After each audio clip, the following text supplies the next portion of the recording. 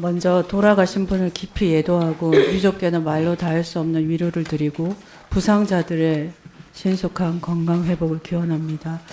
그다음 사건 현장에서 최선을 다해서 구조 활동을 해주신 소방, 경찰, 일반 국민, 외국인까지 모든 분들에게 깊이 감사드립니다.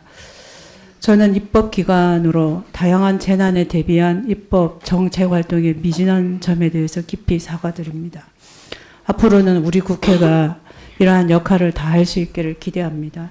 질의합니다. 저는 지난 3일 날 밤 10시 넘어서 혼자서 그 현장에 가봤습니다. 그때까지도 바리케이드가 쳐져 있어서 현장에 들어갈 수는 없었지만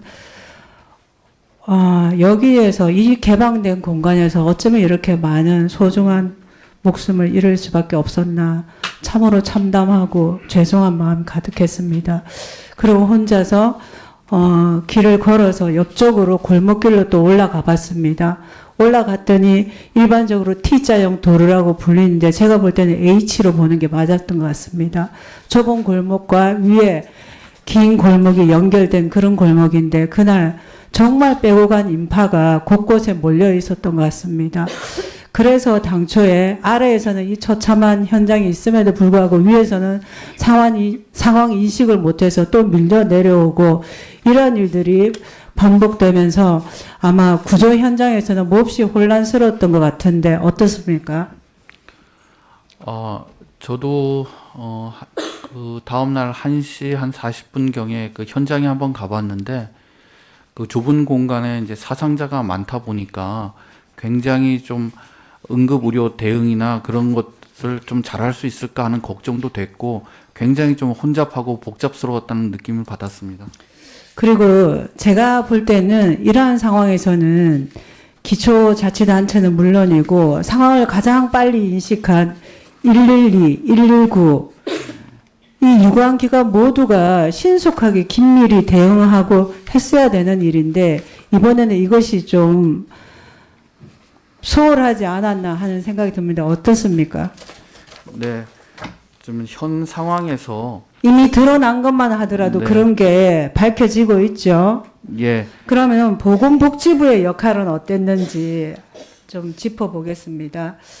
아까 여러 위원님들이 말씀하셨고 이 현장에 도착한 거는 서울대 재난의료지원팀이 한 11시 20분에 도착했다고 했는데 맞죠? 네, 11시 20분 맞습니다. 이런 거 관련해서 지난 3일에 간담회를 거쳤고 거기에서는 여러 평가가 이루어졌는데 환자 구조, 분류, 처치, 이송 과정의 신속하고 효율적인 개선 의견이 나왔다고 했는데 어떤 내용입니까? 예, 우선 그때 이제 디메 팀이 몇 분 오셔가지고 같이 간담을 했는데 가장 많이 제기하신 것들이 현장에서의 그 현장 응급 의료 소장과 디메 팀 간의 그 원활한 의사소통을 말씀을 많이 하셨습니다. 그리고 또한 그 의료 소장이 전체를 다 지휘를 할 수 없기 때문에 적절한 권한 위임도 필요하다는 말씀도 주셨고요. 또 구급대가 사고 현장에 접근하기가 좀 매우 어려웠다. 그래서 출동은 빨리 했는데 감에 따라 좀 도착이 늦었다는 말씀도 하셨습니다. 이제 단기적인 얘기고 또 장기적인 또 제도 개선 사항은 또 별도로 말씀하셨습니다. 언론에서 몇 가지 지적을 하는데 첫 번째가 가장 먼저 도착한 서울대병원 DMS의 현장 도착이 사고 발생 1시간 지나 11시 20분이다. 둘째는 소생 가능성 있는 환자를 먼 병원에 보내고 이미 사망한 피해자들을 가까운 병원에 보내는 등 혼선이 발생했다. 셋째는 심정지 상태 다수 환자가 분산되지 못하고 특정 병원인 순천향대 병원에 몰려서 치료 적기를 상실했다. 이런 겁니다. 네. 디맷 요청 절차는 간소화 등의 사후 조치가 필요할 것으로 보이는데 아까도 언급하셨는데 그거 외에도 언론이 지적하는 이런 문제를 포함해서 하실 말씀 있으시면 말씀해 주세요. 예, 제가 알기로는 23시 20분에 서울대병원 디메팀이 현장에 도착하기 전에 긴급구조통제단이 현장 임시의료소를 설치를 해서 응급처치는 실시한 걸로 알고 있습니다. 그리고 그 환자 이송은 의원님도 잘 아시다시피 긴급, 응급, 비응급, 그 다음에 지연 환자 순으로 하게 되어 있습니다. 그리고 사망자는 현장 응급 의료소 인근에 임시 영안소를 마련하도록 되어 있는데 이번 경우에는 워낙 그 사망자가 많으셔가지고 그걸 현장 그 지휘관의 판단으로 순천한 병원으로 이송을 시켰습니다. 근데 그 이송 과정과 이송을 한 후에 그로 인해 가지고 응급 환자, 중환자, 경환자의 응급 의료 대응에 지장은 없었다고 제가 보고를 받았습니다. 앞으로 그 개선 방안을 마련하도록 하겠습니다. 네. 장관님. 네. 재난 발생 시는 평상시에 잘해야 되겠죠? 네, 사전 대비가 중요하다고 생각합니다. 그래 평상시에 복지부가 할 일들에 대해서 재난의료 총괄 계획 및 운영, 재난 등의 발생 시 응급의료 지원 계획 수립 및 시행, 유관부처 간 협력 체계 유지 등에 대해서 최근에 이런 논의가 있었죠. 네. 이런 논의가 있었는데 이때 이러한 평상시 역할에 대해서 매뉴얼은 있는데 그러면 평상시에 이런 역할에 충실하고 그 숙지하고 있으면 비상시에도 자동적으로 신속하고 적절한 대응이 가능할 거라고 보는데 평상시에 각 기관에 대한 점검이 이루어지고 있습니까? 뭐 정기적으로 하는 점검은 없는 걸로 알고 있습니다. 그래서 앞으로는 평상시에 해야 될 일들에 대해서 잘하고 있는지 수시 점검이 필요합니다. 꼭 그렇게 해주십시오. 네, 알겠습니다.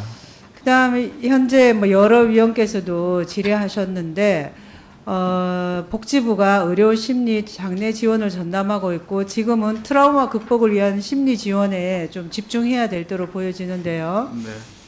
현장 대응 소방 경찰 인력은 물론이고 목격자와 일반 국민에게도 서비스를 제공해야 되는 거죠. 예, 그렇게 할 계획입니다. 근데 이에 대한 상담 인력과 예산은 충분히 확보되어 있습니까? 지금 예산은 이 이태원 사고 전에 이제 편성된 예산이기 때문에 이전용을 통해서라도 충분히 조달을 해서 차질 없이 진행하도록 하겠습니다. 국민적 네. 슬픔과 상처가 빨리 치유될 수 있도록 충분한 인력과 예산을 편성해 주시기 바랍니다. 네, 그렇게 하겠습니다. 그다음 코로나 지금이 다시 좀 유행을 하고 있습니다. 그렇죠? 예, 최근에 확진자 4만 명을 넘었고 위험도도 중간으로 평가되었고 특히 위중증 환자도 300명을 넘고 있어서 방역 지표가 악화되고 있는 것으로 보여지는데 네. 7차 유행이 시작됐다고 판단합니까? 아직 본격적으로 시작은 안 됐지만 오늘 정기석 단장님이 발표하신 것처럼 12월에는 언제든지 이게 유행이 계속 도래했기 때문에 그 전에 유행에 대비한 체제를 갖추도록 하겠습니다. 현재는 병상 가동률이 수도권, 비수도권 모두 20-30% 정도로 여유가 있지만 네. 반드시 대유행에 대비해야 됩니다. 네. 게다가 오늘부터 18세 이상 대상으로 이가 백신 예방 접종 하고 네. 있죠. 네, 그렇습니다. 지난달 11일부터 건강 취약계층을 대상으로 시작했는데 접종률은 매우 낮죠. 예, 맞습니다. 18세 이상 4차 접종률이 17%에 불과합니다. 특히 사망자 비율 90%가 넘는 60대 이상 접종률이 50%가 되지 않습니다. 네. 접종이 필요한 대상과 이 접종으로 얻는 이익에 대해서 충분히 국민께 설명을 구하고 협조를 해야 됩니다. 그렇죠? 네네. 이에 대해서 복지부가 무슨 보관이 있습니까? 예, 우선 그런 어르신들하고 직접 이제 접촉을 하는 지자체의 역할이 좀 크다고 생각이 듭니다. 지자체에서 지역 의료 협의체들과 협력을 해가지고 홍보도 하고 권유도 하고 그래서 접종률을 높이는 게 치명률을 낮추는 가장 좋은 방법이라고 생각이 듭니다. 그리고 또 우려되는 게 독감 환자 수가 일주일 사이에 20% 넘게 증가했는데 특히 청소년들의 증가세가 높습니다. 그렇죠? 네, 그렇습니다. 그래서 이에 대한 대비도 착실히 해 주시길 바라고 네. 또 지난 8월에 질병청은 코로나 백신 이상 반응 피해 보상 소송에서 패소했고 항소했다가 취하했습니다. 네. 청장님 그렇죠? 네. 그런데 그 전에 질병청이 인과성 인정 여부에 대해서 용역을 줬고 용역 결과가 나왔죠. 네. 제가 볼 때 법률 전문가들이 참여한 용역 결과가 저는 맞다고 보여집니다. 저는 그래서 그것을 토대로 특별법을 발의했는데 윤석열 정부는 다른 모습을 보여주시기 바랍니다. 그 다음에 제가 볼 때는 법을 통과 안 해도 현 상태에서도 소송을 하면은 그 용역 결과대로 법원 실무에서는 판단할 걸로 저는 보여집니다. 다시 한번 전문가의 의견을 듣고 이 특별법이 통과될 수 있도록 장관님도 청장님도 같이 좀 네. 적극적으로 참여해 주시기 바랍니다. 네, 알겠습니다. 네, 알겠습니다. 그리고 복지 사각지대 해소를 위해서 여러 위원님들이 다양한 좋은 의견들을 주셨는데 저도 의견을 드렸고 그 복지부 담당자 보고를 보니까 그 중에 하나가 우정사업본부가 전국 8개 지자체와 MOU를 체결해서 위기 가구 발굴 및 고독사 방지 목적으로 복지 등기 우편 서비스를 활용해서 집배원이 소외 계층 및 위기 상황 의심 가구에 대한 정보를 지자체에 제공하는 복지 등기 우편 사업을 시작했습니다. 그렇죠? 네, 그렇습니다. 그런데 집배원에게 별도의 인센티브 없이 기존 업무에 일만 하나 더 주다 보니까 사업 목적을 달성하는데 한계가 있습니다. 그렇죠? 네, 그렇습니다.